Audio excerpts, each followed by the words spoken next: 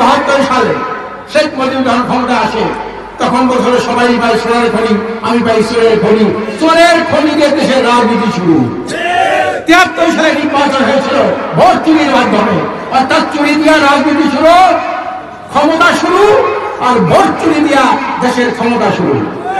এই ধারাবাহিকতা ভাবে আপনারা জানেন এদেশে শতকরা 98% ভোট করেছিল কোন নির্বাচনে।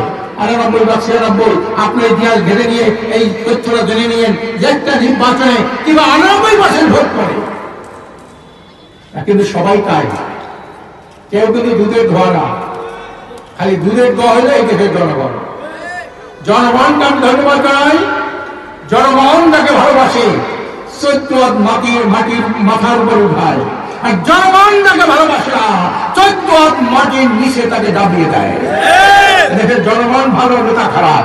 জনগণ ভালো, নেতা খারাপ। শেখ সাদি রহমানের কথা বলেছেন, অমান দেখালা দেখালা কুল্লহা, অমান ফারাদা ফারাদা কুল্লহা। বাঙালির ভালোবাসে, এমন ভালোবাসে, ভালোবাসলে কি যে করবে তাকে 14 মাথার উপর উঠায়, আর ভালো না বাসলে 14 মাটির নিচে নামায়। এই দেশের জনগণ ভালোবাসছিল ব্রিটিশের বুদ্ধে মুসলিম লীগকে। 47 সালে প্রায় 95% ভোট পেয়েছিল মুসলিম লীগ। সেই মুসলিম লীগ যখন জাতির সাথে গাদ্দারি করলো, 54 সালে যুক্ত ফ্রন্টের নামে মুসলিম লীগকে মাটিতে নামাই দিল, যুক্ত ফ্রন্টে ক্ষমতা বসাইল। যুক্ত ফ্রন্ট যখন এখানে দালালি শুরু করলো, তখন এই দেশের জনগণ মুখ ফিরিয়ে নিয়ে আওয়ামী লীগকে এককভাবে 70 নির্বাচনে বিশাল ভোটে তাকে জয়লাভ করলো। 70 নির্বাচনে ভোট দেওয়ার পরে এই 70 যারা আওয়ামী লীগের নেতৃবৃন্দ ছিল, জাতির সাথে যখন গাদ্দারি করা শুরু করলো, 75 সালে সপরিবারে মাটির 14 মিছিল আপনি দেবো, একটা মানুষ ইন্দ্রায় পড়লো না।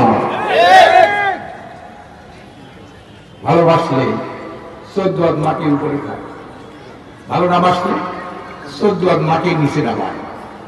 এরপরে যারা ক্ষমতা আসলো, একজন উঠাইল, একজনকে নামাইলো। কি ইতিহাস আছে না নাকি? জনগণ কি করে? চৌক উল্টাইতে জনগণের সময় লাগে না। আজকে ভালো সে ভালো, কাল খারাপ সে খারাপ। আজকে শেখ হাসিনা 16 বছরে জোর জুলুম করে, ভুয়া ভোটের মাধ্যমে, দিনের ভোট রাতের মাধ্যমে, দামি নির্বাচনের মাধ্যমে ক্ষমতা আসলে জনগণকে প্রতারণা করে। 5ই আগস্ট কিভাবে পালন করলো আপনার সেই ইতিহাস জানেন। আওয়ামী কি বললো? দেশটাকে একটা গজবে পরিণত করলো। আওয়ামী লীগ গজবের নাম।